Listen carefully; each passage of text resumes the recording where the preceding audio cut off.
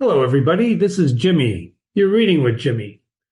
And we're going to be analyzing Sinclair Lewis's Travel is So Broadening.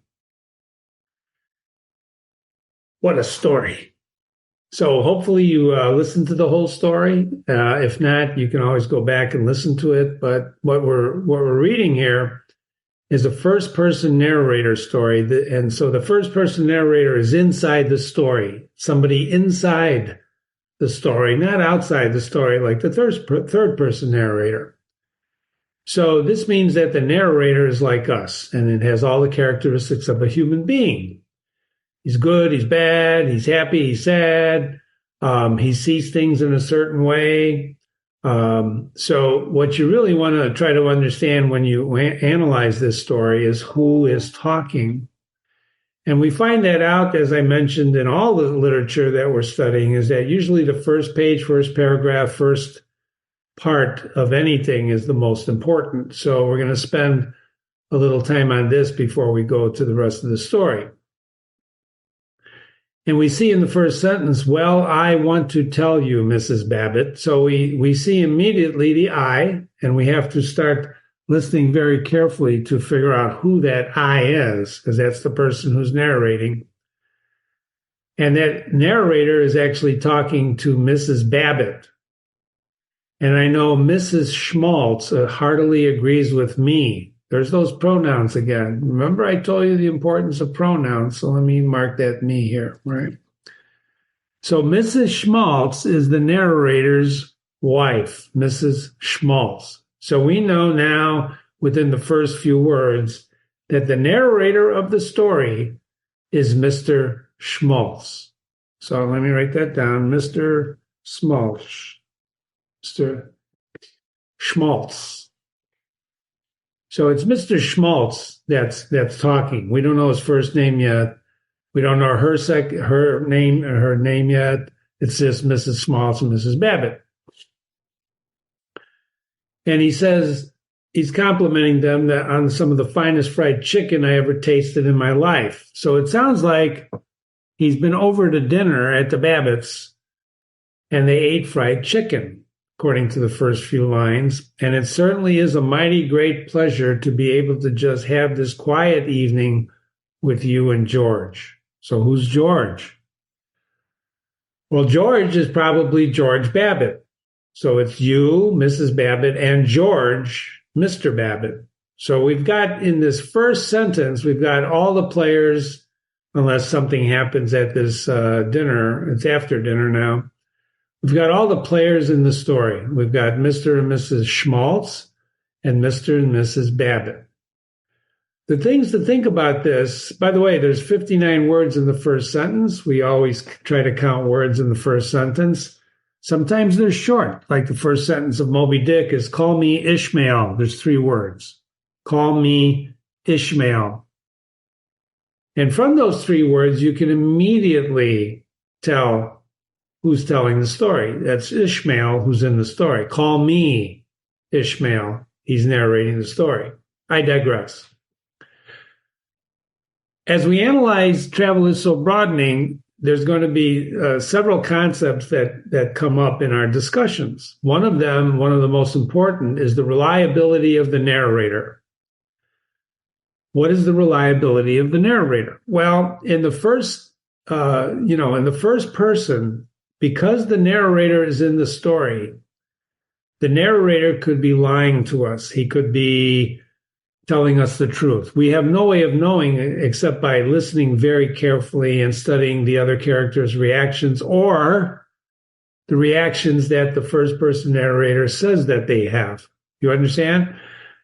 Third person narration is very different. The third person narrator is outside the story. He's godlike.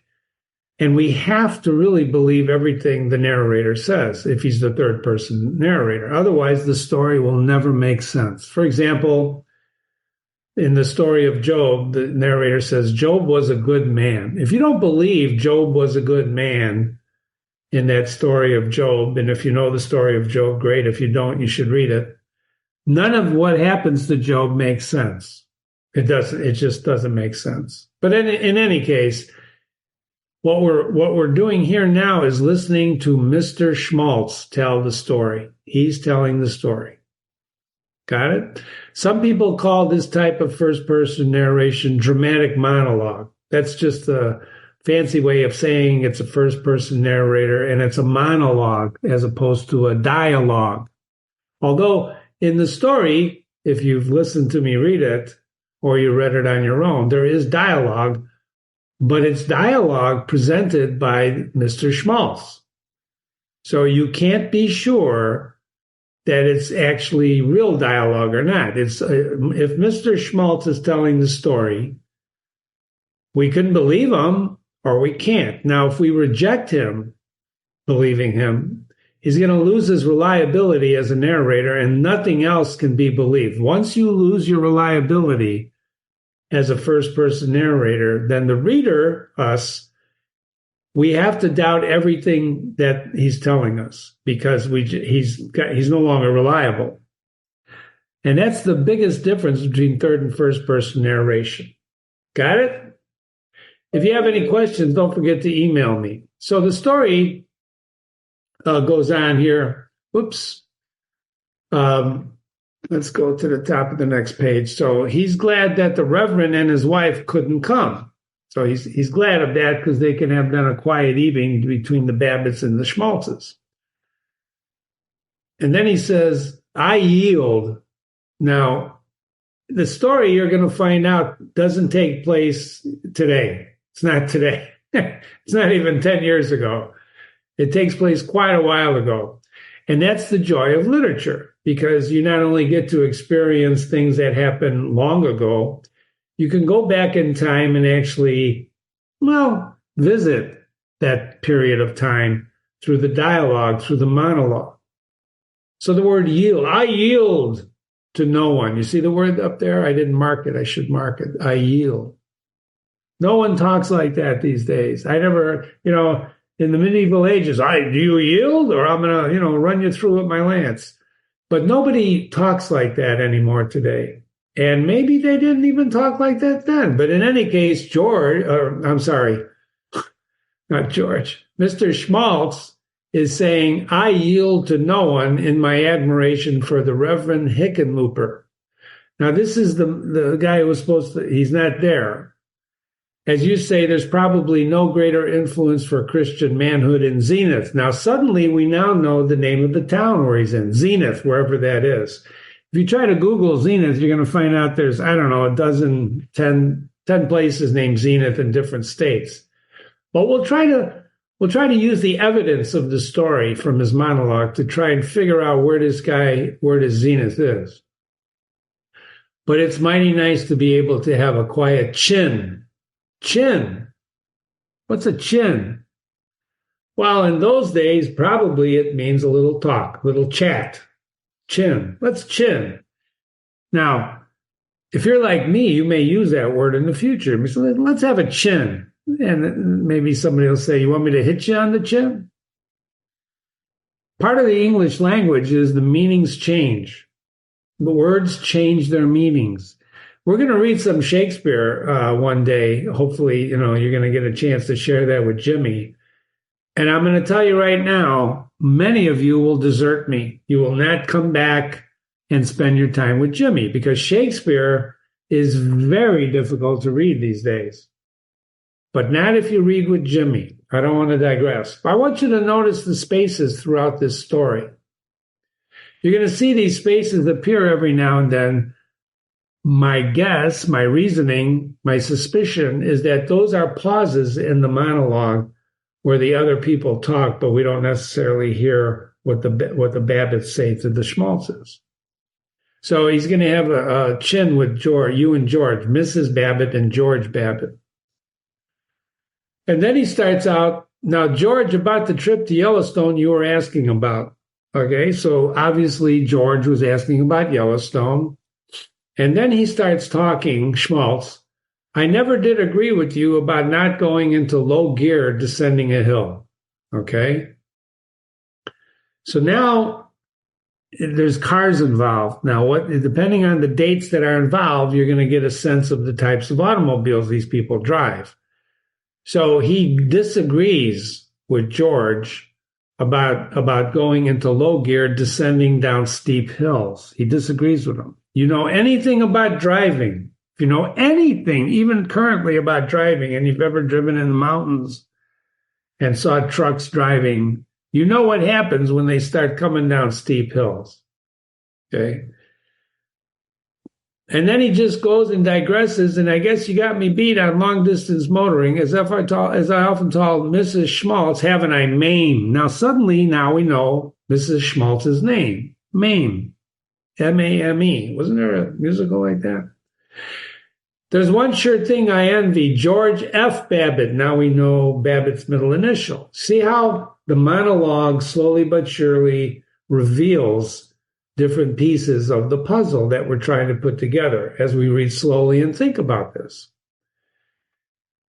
He envies, right? He says, "Oh, the one thing that, you know, is that at the time that he drove 316 miles in one day." Whoa, 316 in one day between dawn and midnight. And I don't pretend to have the magnificent physical makeup of yours, George, because I've never been able to stand more than 298 miles in one day's tour. And you might say, really enjoy it and feel like I was relaxing. Ladies and gentlemen, we have to stop right there and ask ourselves, what is this guy saying? He envies George for driving, 316 miles? Is that what he said? But he can't do more than 298. So I put a little note up here. And I'm going to just drop that down. 316 less 298 is 18 miles.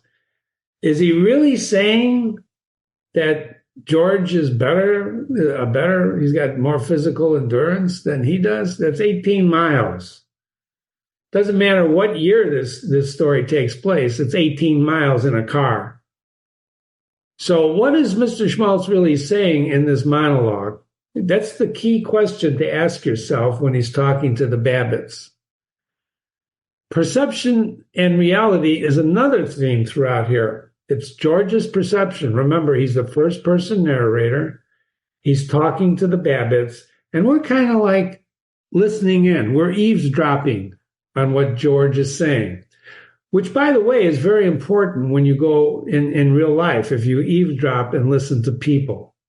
And I know I'm not saying you should spy on people, but it doesn't hurt sometimes when people are talking or arguing or just chatting in a restaurant. Sometimes you can't help but listen to them, right? Am I right?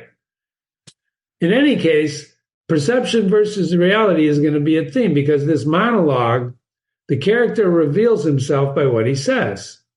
What he says, how he says it, what he does. So it's important for us to watch his language, his choice of words, how he says what he says, the topics he chooses to talk about.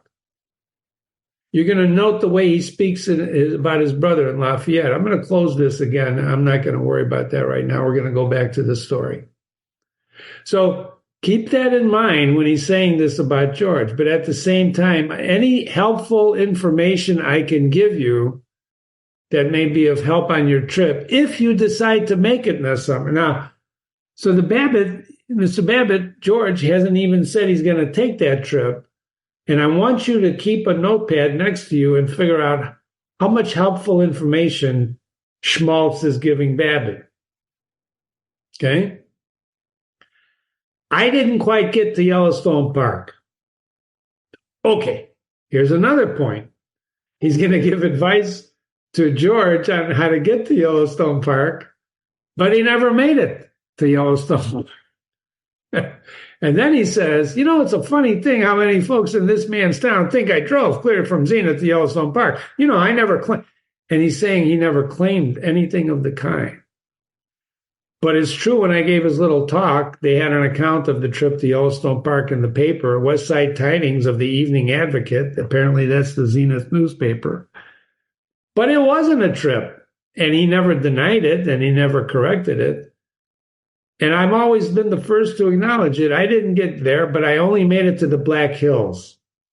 Take out a map and look how far it is from Yellowstone National Park to the Black Hills in North Dakota. It's over 500 miles. I'm going to make a note of that. So he didn't quite make it. In fact, he didn't really even come close. Fact is, I wanted to see the scene agricultural wonders of Minnesota and Wisconsin and Dakota. So he wanted to see the Midwest. So maybe he's from the East. Maybe he's from the South. I don't know. We don't know. He's from Zenith, but we'll figure it out. Then he launches into this story about Mame has a brother-in-law. And he's sure that Mame will excuse him for speaking of family matters in the presence of old friends like you two, right? So he's among friends. He's going to talk about family matters. And you know, when you're with friends, you really shouldn't bring up family, and maybe you do, but he starts talking about his brother-in-law.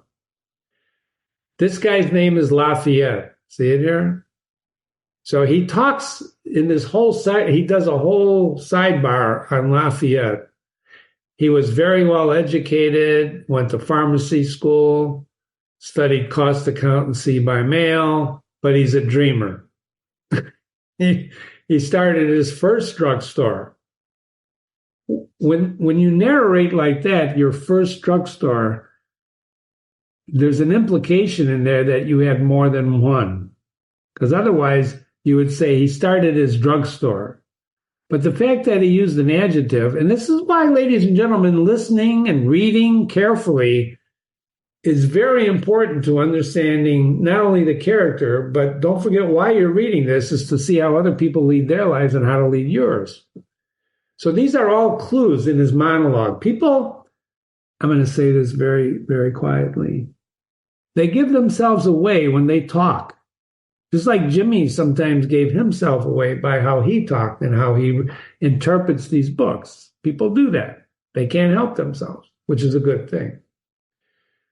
Anyway, he started his first drugstore. He took out an agency for Florida Transplanted Palm and Orange Tree Company, and he hardly sold any palms in Dakota.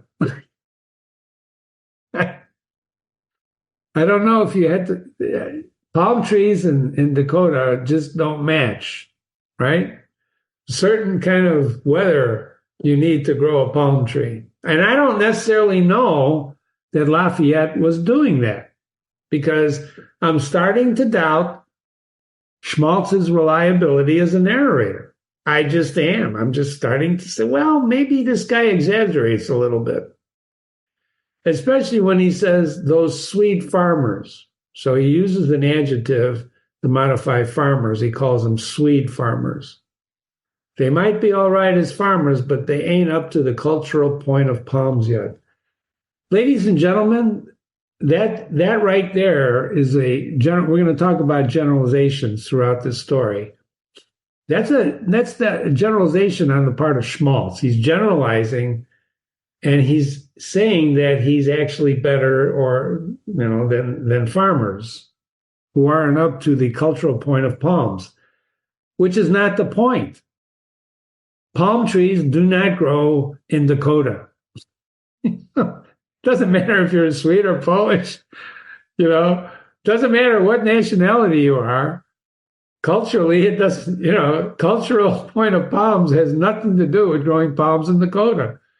And so from this, we're starting to see that maybe, now we know Sinclair Lewis wrote this story, but he's not telling the story. Schmaltz is telling the story. But maybe Sinclair Lewis is trying to tell us through Schmaltz's narration, watch what kind of guy this is. I don't know. Anyway, he goes down here and he says, but it was still cold as hell. And then he says, excuse me, Mrs. Babbitt. Not to his wife, but to George's wife. It was awful cold. He corrects himself for swearing. Hell is swearing. Well, it kind of is, but I can think of harsher swear words, but he excuses himself, tries to correct himself, and so on. And anyway, they drove out to see Lafayette. And you know how bad luck besets the just with the unjust. And say by this time, poor old Leif and his wife were so hard up, says Schmaltz, They didn't even have an automobile. I still don't know what the time period is here, but I know people who don't have an automobile. But pretty much everyone has an automobile nowadays, even though some don't. Some use Uber now. If you live in New York, you probably don't own an automobile. You probably Uber or whatever. So he says, and the radio was so old and so cheap, they couldn't hardly get Minneapolis on it. So he's making comments about their possessions. He's making judgments about them based on their possessions. So it sounds like he's a possessions guy, right? He's looking at what the Joneses have. We'll see. We'll keep going. And anyway, that'll give you an idea how miserably poor and pursued by ill fortune they were. They lived in Tomahawk City, North Dakota. To make a long story short, Mame and I went to see him, and I gave him what advice I could. I didn't give him any money. And gave him some advice. And then we ran on to the Black Hills. All right. Before we go on, I'm going back up here for a moment and bring down this little saying here. Let's go here. So note the way he speaks about Lafayette. To understand where this story takes place and when through the narration, it's always good to note how he speaks about people. And then as we continue to analyze, we're going to have to understand an important concept in narration, the reliability of the narrator. And I explained all this to you already. So we've got a lot of clues now to help us judge Schmaltz in the first 3 pages. And I want you to look at the mileage difference in how he speaks about his brother-in-law's background, okay? So if you have questions, let me know. Otherwise, we're going to go on to the next couple of pages. So in the next couple of pages, there's those spaces again. You see them here. You see them here.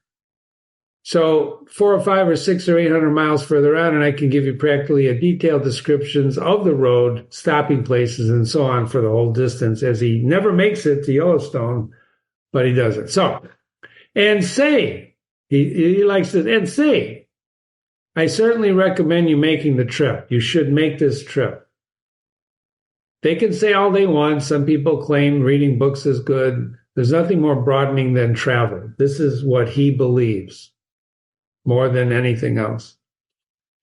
And he gives Mr. Babbitt, George, an example. When I crossed Minnesota, so he's going into Minnesota now, he finds firsthand there are as many Swedes as Germans there. And funny names?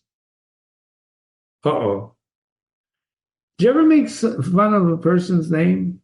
I don't want to tell you my last name. You may laugh at it. No. Funny names. They certainly had the fun. Swanson, Kettleson, Shipstead. Oh, do we know the name of the narrator? Schmaltz. Schmaltz malt liquor. No, I'm kidding. Schmaltz, you're going to find out, is actually a German name. This guy's a German. Of German extraction. That's his nationality. That's why he says there are as many Swedes as Germans. So I says to Mame, well, Mrs. Schmaltz, I call her that when we're funning around, Mrs. Schmaltz. Doesn't call her by her first name. You wanted to get a kick out of this trip, and here you got it, and all these funny names. I'm about ready to just leave the story, aren't you? Why do you want to listen to a guy like this? See my note up here? What kind of people makes fun of names? Hickenlooper, that was at the beginning. When he was offered a drink, we're going to learn where the story is prohibition. I better go back and just keep this up there. Okay. We get to thinking here in Zenit, every normal fella lives just like we do. But out there in Minnesota, there's a lot of folks that never heard of our mayor here in Zenit.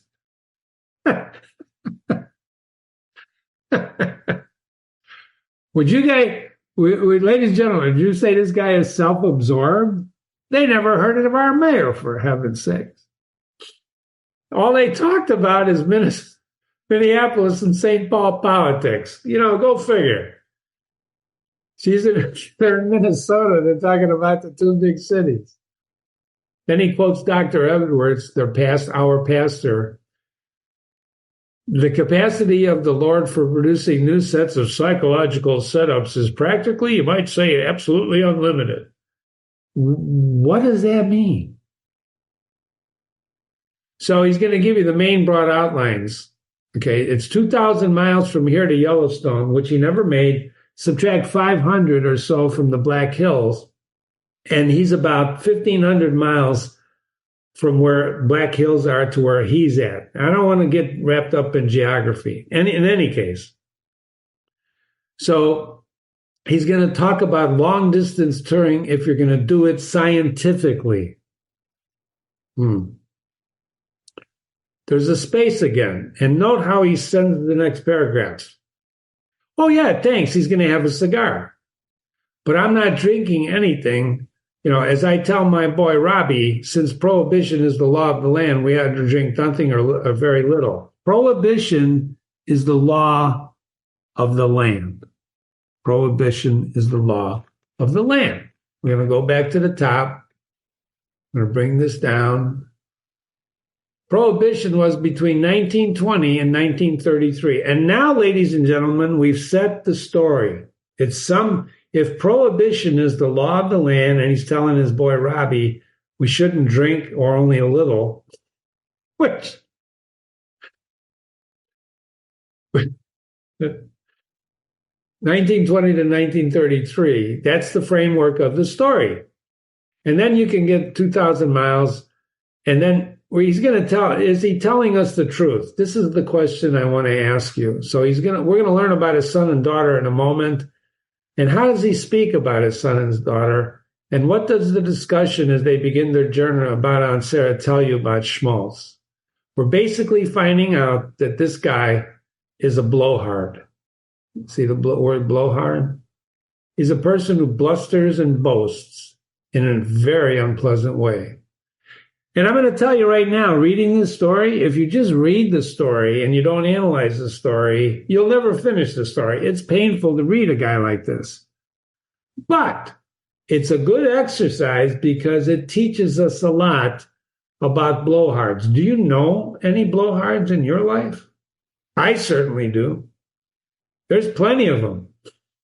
I was at an event, a few weeks back. And I asked the guy, what business are you in? And I got 10 minutes of nothing but blowhard. About how great he was. And how, this company he worked for just hired him on the spot. And how he moved through the company. And frankly, I was reading this story. He was just, because I didn't believe a word he said. Well, he may have had, who knows? I couldn't believe it. His exaggeration. In any case, his boy's name is Robbie. That'll be fine. Whoa, he says, pour it, can't take wasted, just a little siphon. Fine, attaboy. So, George poured a little in, took a little back, but he's going to have a drink with him. And his daughter's name is Del Marine. Then he talks about her voice and so on and so forth. But they don't spend a lot of time on it. But Del Marine has a beautiful voice, but she wants to study art. Robbie has to sort of make up some extra courses this last summer. He's the black sheep of the family. No, I'm not. I'm just saying that. He doesn't say that. But not to go into that. He's only went into that for the last 5 minutes. So I hope May will excuse me. She knows how I like to kid her now and then. And what I mean, blah, blah, blah, blah, blah. And then they have a discussion about Aunt Sarah. His wife wants to take Aunt Sarah because she's never been anywhere. And Mr. Schmaltz reacts this way. Let's also at the same time take along St. Agatha's Orphan Asylum, the Salvation Army, Convalescence of the Zenith General, so we can have a really chummy time. So he's really prone to exaggeration. And of course, he wants to take the dog as you read this, but, and then he mocks Aunt Sarah. The old girl wishes through her teeth. What kind of guy talks like that? What kind of guy talks like that? I've got a little note here when he refers to Brigham Young. He was a religious leader of Latter-day Saints, and in Illinois to Utah, he had 56 wives. So he's saying old Aunt Sarah was the only time she was ever kissed was when Brigham Young passed through here 92 years ago. So I'm not saying anything, but this guy is just, you want to hit him? Don't you want to hit him? So he wanted to take Jackie the dog, but he didn't do it. Now he's talking about outfitting. What should you wear? And then he refers to Amundsen, who discovered the South Pole. He says, I don't pretend to be any Amundsen. You think? You think, Mr. Schmaltz? Okay. Next page, but I'll give you my own experience for what it's worth. You're going to find out it's not much. Then he starts talking about clothes. Okay. He talks about clothes. What should they take? And then he settles on khaki coat, a khaki coat because it never shows dirt. And so what difference does it make? He likes khaki. Mame, he says it has khaki, and she asks if it shows too much, and he says, hell, excuse me, Mr. Babbitt, rats. There it is again. Hell, excuse me. Apologizes for saying hell. He's not apologizing for any of the other crap he says. Pardon me. If you'll feel comfy in them, and go, listen, if you're comfy in what you're wearing, and if you find them convenient for crawling through barbed wire fences, what's he talking about? Well, we're going to find out. This guy is not prone to stopping and stealing a few apples. You know what I'm saying? Who cares if you look a little bit broad midships or not? I don't know. Maybe they're happy. Maybe they're happy together. Here's one thing I found mighty important. Aside from regular shoes you wear when driving, you want a good stout pair of shoes. Let me highlight that. Good stout pair of shoes. Sorry. Okay. Then he launches into a story in a story. This technique of a story in a story is not exclusive to first-person narrator. We see it done in third-person narrating as well. So stories inside stories are interesting because they digress from the narrative, and they are used often to explain the narrative. Okay, so he jumps into this story of how I was in Chicago on a business trip, happened to be wandering along South State Street in the poorest section. Ladies and gentlemen, no one happens to be wandering in the poorer sections of towns that they visit. You could, but it's just not, you just don't wander. You go there intentionally, I assure you. Nowadays, you may not, but in those days, you go with the intention, and he's going there to find bargains. This guy, you're going to find out, if you haven't guessed already, this guy's a cheapskate. We're going to talk about that. He puts on airs. He's a braggart, right? He's a blowhard, a really blowhard. But he puts on airs, and here he's going to tell you how he bought a pair of shoes that he's worn for over 5 years. I had an old pair of pumps. I blacked them up, and they almost look practically as new. And I'll never forget buying the pumps, and he tells the story. So he goes to South State Street, and he uses this word kike. There's a kike, you understand. He comes out and he says, of course, he spoke practically illiterate. He's illiterate, this person he refers to as a kike. Now, what's a kike? Well, it's a bad word. Nowadays, people don't use it. But in those days, Schmaltz is using it in his narrative, and he's revealing himself. He calls this human being by this word. What is this? This is a contemptuous term for a Jewish person. It's slang. Every ethnic group in the world has slang, has these contemptuous terms used for them. That's just the way it is. My nationality has it. Your nationality has it. So you try not to use them.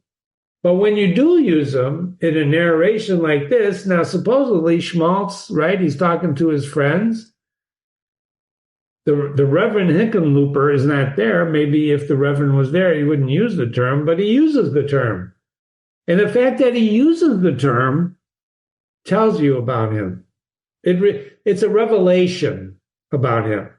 It shows you that guy's a putz. Look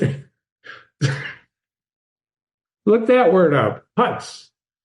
So he encounters this, and he's narrating this. He says to me, quote, "Hey, mister, I will sell you them shoes cheap." Now, remember what I told you. We're going to read narration in here and dialogue. So this is dialogue. And Schmaltz is definitely doing it with an accent. He's enhancing the guy's speech because he believes that's the way, quote unquote, these people talk. Well, the guy's a bigot, right?